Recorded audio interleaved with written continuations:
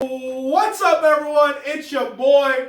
It's Johnny the 5'8" here, and today we are going to be talking about the 20 worst wrestling gimmicks. That is right. So let's get into it, man. Let's start with number 20. Number 20, we got none other than Curran White. For y'all that don't know Curran White was Chavo Guerrero's gimmick when he was acting like a stereotypical white person. He was coming out driving a golf cart to the ring at times. Basically, he had like a stereotypical white person's kind of theme song. It was basically a gimmick that was based off of like stereotype type of thing. Not a really interesting gimmick. Didn't really work too well, and just felt very weird and out of pocket. So number 20, we have Curran White. Number 19, we have none other than Paul Burchill. Now, for all you that don't know Paul Burchill had a pirate gimmick. That is right, Pirate Paul Burchill. Man, this dude thought he was Jack fucking Sparrow. Oh my God. Yar har har and a bottle full of rum, okay? We gonna find us some treasure. Not good treasure, but it's Paul Burchill. Anyway, Paul Burchill, yeah, he was a pirate wrestler. They didn't really know whether he was an actual pirate or he was insane or mental and thought he was a pirate. A lot of it really wasn't explained, nor did it make sense to really have a pirate wrestling. I mean, there's not much you can do with that, you know? Up next, we have none other than Eugene at number 18. Eugene basically was the nephew of Eric Bischoff. And Eugene was, well, special needs, let's just say. That's the character he was portraying, at least. Eugene was portraying a special needs wrestler. That is right. And this gimmick didn't work for many reasons. One, it's just kind of dumb and kind of weird, kind of very goofy. The gimmick is very goofy and very dumb. So, it's only ever going to be taken in one direction, and that's going to be a comedy direction. It's not the type of character that's ever going to be taken serious on TV or used on TV that frequently. Yeah, it was just a weird time with Eugene, man. Dude played musical chairs for a number one contendership for the IC title. I mean, yeah, weird gimmick overall. And nowadays, it'd be considered pretty offensive. You know, because of what he was portraying. Back then, though, yeah, a little different. But anyways, number 18, Eugene. Number 17, we got none other than the Funkasaurus Brodus Clay. That is right, Funk is on a roll. They call him the Funkasaurus because Brodus Clay, when he was doing this gimmick, used to do, little T-Rex claws, over here and over here. Yeah, he used to do some T-Rex claws, so they call him the Funkasaurus. He came out to disco music and came out to the ring with Naomi and Cameron for some time. Yeah, it didn't really work because didn't really have much of a gimmick. It didn't really have much of anything to it. It was just really one-dimensional. He'd come out to the ring, wrestle someone, dance before he entered the ring, and dance after he entered the ring. I mean, it was just a less popular version of Too Cool. Actually, a terrible version of Too Cool. Except with one person. Anyway, we have number 16, Lord Tensai. That is right. Number 16, we have Lord Tensai, otherwise known as Albert, or A-Train, whatever you want to call him. Lord Tensai was Albert's gimmick in WWE back in 2015, 2016, where basically he was playing like a Chinese warrior. That was his gimmick, his character. I guess it was like some Chinese warrior or something, which doesn't make any sense because Albert isn't Chinese. Yeah, he's not Chinese. He's not even Asian. So I don't know why they had him play an Asian guy on TV. It was really weird. Yeah, but he was supposed to be like some Chinese warrior or something, I'm guessing. He had Chinese lettering all over his face, and it was just a weird gimmick. And they ended up pairing him up with Brodus Clay as a tag team for a while, and he just dropped the whole Chinese warrior thing. It was just a really weird time for Lord Tensai. So, yeah, Lord Tensai is number 16 on here. Number 15, we have Glacier. That is right. Did anyone ever want to watch a rip-off Mortal Kombat character on wrestling? Well, WCW gave you that back in the day. They gave you Glacier, a Dollar General version of Sub-Zero. That is right. See, WCW saw how big Mortal Kombat was getting back in them days. You know what I'm saying? They were watching them fatalities and whatnot. And they thought, hey, let's get in on some of that action. So we're going to create a division that's based off of video game Mortal Kombat character ripoffs. And Glacier was one of the first, man. So, yeah, that's basically why this one's on the list. Number 14, I got Repo Man. Let me tell you about Repo Man. Repo Man used to come out to the ring, and he used to take stuff. That's what he was. He was Repo Man. He was repossessing it.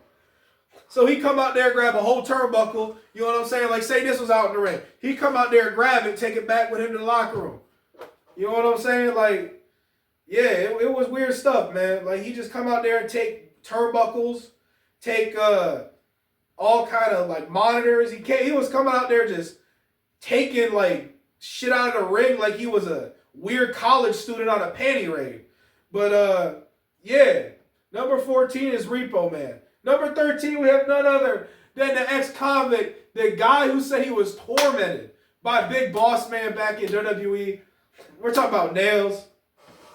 So Nails was supposed to be like a rival of Big Boss Man. So basically the story was that Big Boss Man used and abused Nails while he was in county, as Big Boss Man was a corrections officer. This gimmick didn't really work. There really wasn't a lot of substance to it. It wasn't well thought out. It was literally just made very quickly and very fast for Big Boss Man to kind of battle and fight. So that's the thing with Nails. Number 12, we have none other than Isaac Yankem. And that is a pun because this guy's an evil dentist. So basically before Kane was Kane, he was Isaac Yankem, Jerry Lawler's evil dentist. Basically how this worked is Kane would be a wrestling dentist. That's right. He would come to the ring to music that was literally just like a cavity drill or some type of dentist drill going off. It was a weird time. I wasn't there for it because I'm 25, but, you know, I've seen clips and whatnot. I've seen stuff about it. But, yeah, Isaac Yankem, weird gimmick. A dentist wrestler, just very strange. Number 11, we have none other than Mordecai. Man, Mordecai. Basically, this was a crazy Christian religious leader type of dude. Like, he called all the WWE universe, all the WWE fans, sinners, and he said he was going to free the WWE from sin. He was supposed to be like a negative, he was supposed to be like a, I guess like a negative version of The Undertaker. Like, he was supposed to be like an all-white version of The Undertaker. Like, you know, The Undertaker wore black. He was supposed to be like a white version of The Undertaker where he wore all white, like clothing-wise. That's basically what I got from it. So yeah, he was like a crazy Christian cult leader type of thing, I guess they were going for. I'm not really quite sure because they never really figured out what exactly he was 100% with the gimmick. I know he was some crazy religious person who thought that WWE was sinners, but that was about it. It didn't really work out for many reasons. The character just wasn't really written well and really didn't have much use, if you will. Other than being someone for them to have The Undertaker fight, which I don't think ever ended up happening. I could be wrong, but I don't think it ever did. Okay, let's get into number 10. Number 10, we have none other than religious Dustin Runnels. So basically what happened with this was Dustin Rhodes, the guy who played Goldust. Goldust was getting in trouble on TV and WWE back in the day from airing, from TV stations and shit like that WWE was airing on. So they had to get rid of the character of Goldust. So they had Dustin Runnels go on stage, burn the costume of Goldust in a trash can, and become like this religious character where he would have like these promos that were like a Sunday morning church TV promos.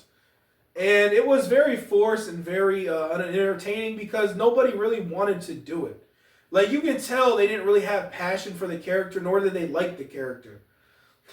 It was something they had to do because a great character like Goldust that Dustin Rhodes spent a lot of time crafting had to leave TV because of the back in the day, the TV stations not liking what Goldust kind of was like doing, kind of the gimmick it was. So, yeah, it was just very uninspired. Dustin didn't really like it much, it seemed, and WWE didn't really like it much, it seemed. I mean, he just kept getting beat up and, you know, pretty much tormented on Monday Night Raw weekly. That was about what happened with Dustin Runnels. Now let's move on to number 9. We got Slam Master Jay. That is right, ladies and gentlemen, Slam Master Jay. So when Jesse and Festus separated, they had to do something with Jesse. So they made him Slam Master Jay. Essentially, like he was a white thug, white street gangster. That was kind of his gimmick. Like he hang around JTG and Shad and try to be cool with him for a little bit. Like it was just a weird gimmick, very rushed and just not really well thought of. You know. Up next, we have none other than the Spirit Squad at number 8. This was a male cheerleading group. They brought cheer to WWE, I guess. They were a male cheerleading group. That's all I can say about them. Not much else. Number 7, we have Phantasmo, who was a mind/magician. This dude would do magic tricks in the ring with his opponents a good amount of times, and his matches were silent because no one enjoyed that shit. Like, literally, this dude has clips of him wrestling where the audience isn't even cheering, isn't booing. They're just saying nothing. Like, they have no interest in, like, entertaining the match. Like, none. It's crazy. You know, and if this was in modern day, I'm sure they'd just be looking on their phones. Back then, like, they didn't have phones, so they probably just had to put their heads down like this. Like, I don't want to watch it. You know what I'm saying? Yeah. Number 6, we have the Goon. The Goon was like a hockey gimmick. Like, basically, he came out to the ring in hockey gear. And, yeah, it was a hockey-playing wrestler. Very weird gimmick, but that's what it was. Number 5, we have none other than Mortis. Mortis was an MK ripoff. Basically, Mortis was, another MK ripoff. You know, like I said with Glacier, WCW saw how popular Mortal Kombat was. They made a division of Mortal Kombat like characters that were ripoffs, and Mortis was one of them. So, yeah, number 5. Number 4, you have Friar Ferguson. He was Angry Wrestling Monk. Yeah, sounds as ridiculous as I said it. So, you could all pretty much picture what that would be like. It's the guy that played Bastion Booger, by the way. His other character was Bastion Booger, so it was that guy. Number 3, we have the Yeti. Now, the Yeti wasn't really a Yeti. More so, he was a mummy. I mean, when I think of a Yeti, I think of a snow monster. They just had a guy that was big and tall come out with toilet paper wrapped all around him, essentially. Bandages, whatever you want to call it. So, I don't think the name really made any sense. And the gimmick was kind of crap, too. So, number 3, we have the Yeti. Number 2, we have Max Moon, the futuristic wrestler. It didn't really work because how the hell are you going to book a wrestler from the future? How are you going to make that work storyline-wise or character-wise? I'm just curious. Like, this ain't the movies. This ain't Marvel or DC. There's no like way you can like creatively make a multiverse story or like a future story in wrestling because, well, wrestling has to have elements of sport in it because it's sports entertainment, and that really just doesn't work. You know what I mean? And number 1, we have the Kiss Demon. The Kiss Demon was basically a big advertisement for the band Kiss. So, yeah, just a corporate kind of money-hungry gimmick. That's about it. All right, guys. Well, if you enjoyed this video, please leave a like. Thank you all for watching, and peace!